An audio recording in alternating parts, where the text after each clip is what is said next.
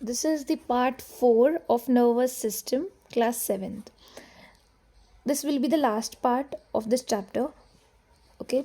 So next we have peripheral nervous system. Peripheral nervous system is again divided into two types, the cranial nerves and the spinal nerve. Cranial nerves जो होती है वो arising from the brain, and जो spinal nerves होती हैं वो वाली nerves होती हैं जो spinal cord से arise होती हैं. लर्न कर लो.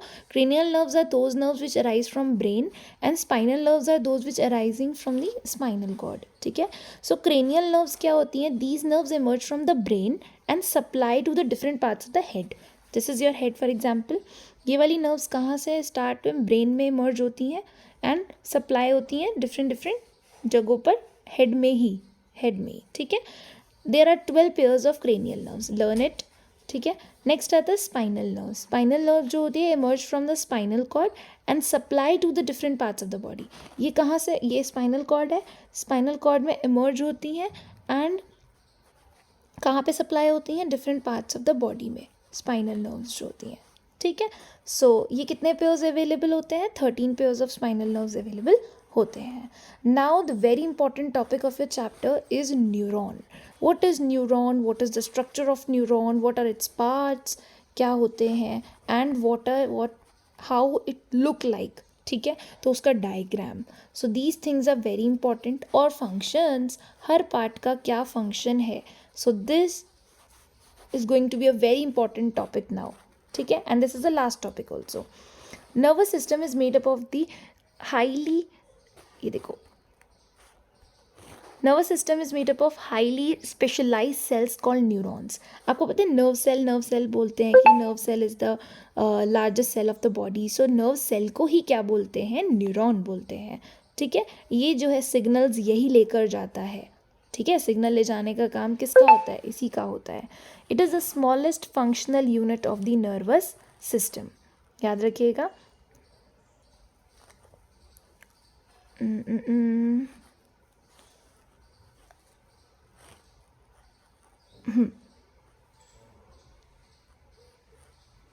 Parts of neuron.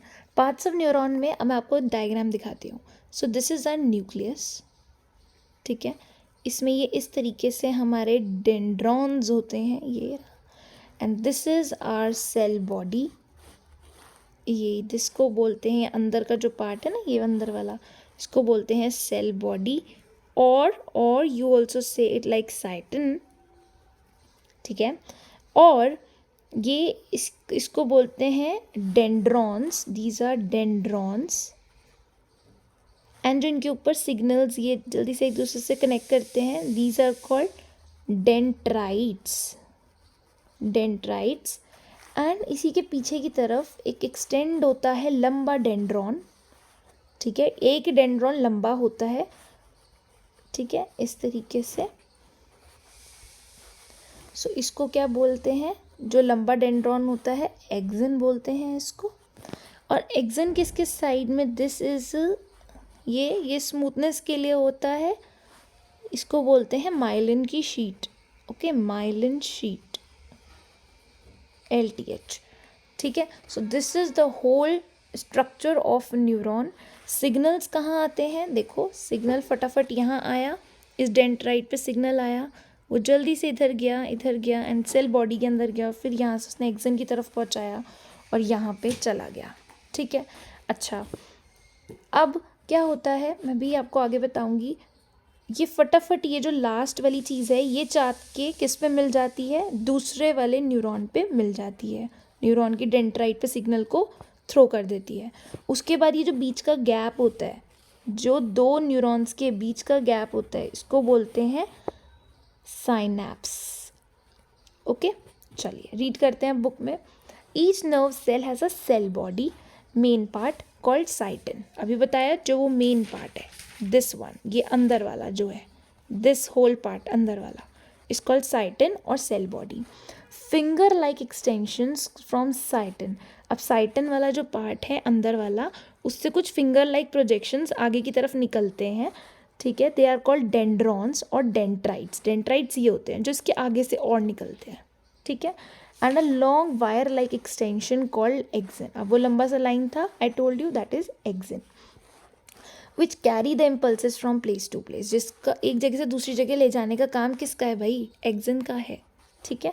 This axon ends to the form of the synapse knots. Now what is synapse, मैंने अभी आपको बताया, मैं एक बार और बता देती हूँ. जैसे this is your one neuron, ठीक है, ये उसका डेंड्राइट, ये उसका एक्सन, ये हो गया. अच्छा ठीक है, अब क्या होगा, यहाँ पर एक और होगा, ये फटाफट न्यूरॉन्स पे ऐसे, suppose this is your action, ज़रूरी नहीं है action is always straight, it can also be in this shape also, टेढ़ा सा शेप भी हो सकता है इस तरीके से, ठीक है.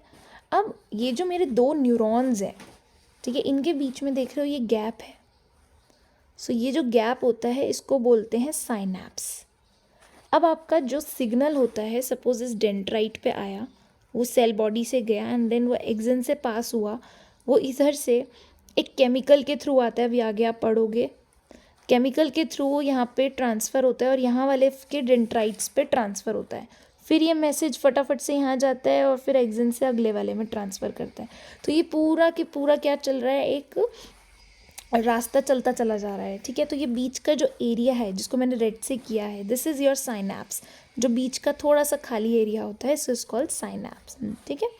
चलिए, dendrites of one cell almost touches the synaptic knobs of the, ठीक है. तो dendrites of one cell almost touch the synaptic knob of the next cell. देख रहे हो, एक डेंड्राइट्स जो बीच में जगह है वहाँ के नॉब से, जो भी मैंने ऐसे करके नॉब्स नहीं बनाई थी, देखो इस तरीके से, जैसे ये मेरा एक्सन है तो ये नॉब्स हो गए, ये सिम्फेटिक नॉब्स हो गई, ये वाली सिम्फेटिक नॉब्स, और बीच का जो थोड़ा गैप हो गया साइनैप्स बोलते हैं उसको, इसको सिम्फेटिक नॉब्स बोलते हैं इनको, ठीक है. अब ये दूसरे के डेंड्राइट्स के में टच करेंगी, जो ये ऐसे करके डेंड्राइट्स हैं, ठीक है, और फिर वो कहाँ चली जाएंगी, आगे एक्सन में चली जाएगी. तो ये क्या चल रहा है, ये पूरा प्रोसेस चल रहा है, ये नॉब से कहाँ टच हो रहा है, इन डेंड्राइट्स पे टच हो रहा है. समझ रहे हो, वही वाली बात लिखी है यहाँ पे, देख लो एक बारी. This axon ends in synaptic knobs dendrites of one cell. अब जो डेंड्राइट्स हैं वो क्या कर रही हैं, almost touch the synaptic knob, synaptic knobs को टच कर रही है, एंड क्या हो रहा है, फटाफट मैसेज यहाँ ट्रांसफ़र हो रहा है in the next cell. At this point there is a small gap. उस गैप को क्या बोलते हैं, इस टाइम के बीच में ये जो स्मॉल गैप होता है इसको बोलते हैं साइनैप्स, ठीक है. इनको बोलते हैं, ये जो एक्सन के लास्ट में ऐसे करके मैंने बनाई थी, these are called synaptic knobs, synaptic knobs, KNOBS, ठीक है. So this is the diagram. You have to learn this diagram now. I think now you can make on your own as well. ठीक है, बना पाओगे. ये देखो, ये पूरा आपको स्ट्रक्चर दिया हुआ है कि यहाँ पर ये डेंड्राइट्स हैं, ये साइनैप्स है बीच की जगह, और ये इसके जो ये हैं सिम्प्टिक नॉब्स, ये इसके डेंड्राइट्स को टच कर रही हैं. तो देखो फटाफट एक न्यूरॉन से दूसरे न्यूरॉन में मैसेज ट्रांसफ़र हो रहा है, ठीक है. सो इट गोज़ ऑन, ठीक है. Okay, now what does this mean? Yeah, I told you there is one chemical, ठीक है.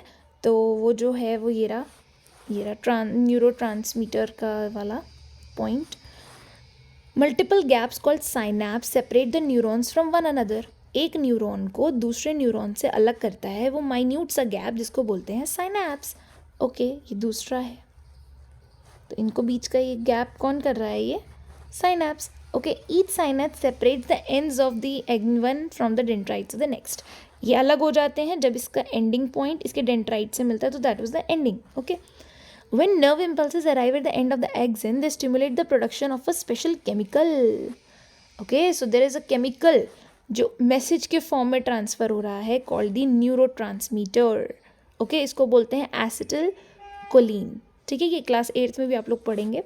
which diffuses across the synapse to the dendrites of neighboring neuron. What does it mean? वो बोल रहे हैं कि वो अपने पड़ोसी like neighbor one, ओके, सो वो उसके ऊपर डिफ्यूज़ कर जाता है वो केमिकल. सो ये नॉब थी, इससे दूसरे वाले के डेंड्राइट पे टच करा, तो वो जो केमिकल था दैट विल बी, क्या हो जाएगा वो केमिकल आपका, उस केमिकल को क्या बोलते हैं, न्यूरोट्रांसमीटर. ठीक है ना. आगे देखो, the final destination of the nerve impulses is either in the muscle और a gland. When stimulate by impulses muscle contracts and glands produce hormones और एंजाइम्स रिलीज होते हैं। देखो इस तरीके से ये पूरा आपका प्रोसेस है। न्यूरोट्रांसमीटर, ये जो केमिकल्स हैं ये ट्रांसफ़र हो रहे हैं दूसरे में, और ये इस तरीके से आगे आगे गोज़ ऑन। ठीक है। अच्छा हाँ, ये वाला जो गैप है देख रहे हो बीच का, दिस हल्का सा gap is called synapse. Fine, now moving on to next part. या so types of neuron we have. Neurons का काम क्या होता है? 3 तरीके के होते हैं। फर्स्ट होता है सेंसरी न्यूरॉन, सेकेंड होता है motor neuron, and third we have connecting neuron. इनके नाम अलग अलग भी हमारे पास अवेलेबल है, इनको देख लेते हैं हम लोग। प्लीज़ प्लीज़ प्लीज़ ध्यान से देखना।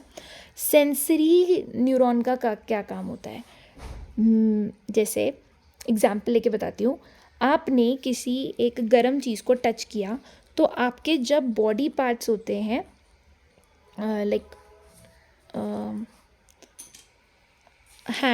आपके हैंड से जो सिग्नल गया आपके ब्रेन में या स्पाइनल कॉर्ड में, ठीक है, ले जाने का काम कौन करता है? मैसेज ले जाने का काम कौन करता है? Sensory neuron. और वहाँ से ब्रेन से वापस दोबारा हैंड में फटाफट हाथ हटा लेते हो, गर्म चीज़ होती है तो वापस मैसेज ले जाने का काम कौन करता है? ये मोटर न्यूरॉन। ठीक है। और कनेक्टिंग न्यूरॉन क्या होता है? कनेक्टिंग न्यूरॉन होता है जो दोनों का काम करता है, मतलब जो ले जाने का भी काम करता है और लाने का भी काम करता है। सो इसका एग्जाम्पल याद रखना, ब्रेन और स्पाइनल कॉर्ड। ब्रेन और स्पाइनल कॉर्ड इनके एग्जाम्पल हैं, क्योंकि ये लाने का भी काम करते हैं और भिजवाने का भी काम करते हैं मैसेज को। ठीक है, तीनों टाइप्स याद हो गए। ओके, अब एक बार बुक में देख लेते हैं। ओके, सो रिसेप्टर बोले तो भी सेंसरी न्यूरॉन, इफेक्टर बोले तो मोटर न्यूरॉन, और रिले और कनेक्टिंग और इंटर न्यूरॉन बोले तो कनेक्टिंग न्यूरॉन। 3 टाइप्स के न्यूरॉन थे। रिसेप्टर न्यूरॉन क्या करता है? कैरी करता है impulses from receptor to the central neurons. Central neurons means जो मेन पार्ट है। सेंट्रल न्यूरॉन कहाँ पे अवेलेबल होता है? हमारे ब्रेन में और स्पाइनल कॉर्ड में। ठीक है, आगे बात कर लेते हैं। इफेक्टर का क्या काम होता है? इफेक्टर मतलब मोटर। मोटर का मैंने भी बताया क्या होता है। मोटर का काम क्या होता है? मैसेज को दोबारा उस जगह पे वापस भेजना। Carry impulses from the central nervous से कहाँ पर? इफेक्टर तक। इफेक्टर मीन्स यहाँ मैंने अपना हैंड एग्जाम्पल ले लिया। ठीक है।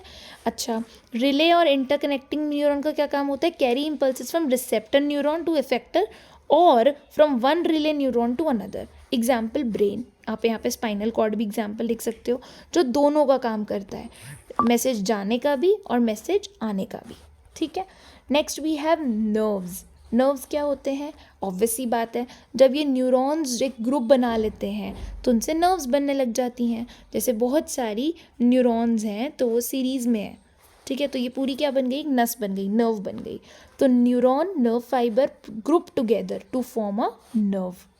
ठीक है, आगे देख लेते हैं। A nerve is formed of a bundle of axons which are enclosed in a tabular umbilical sheet के अंदर कवर होती है।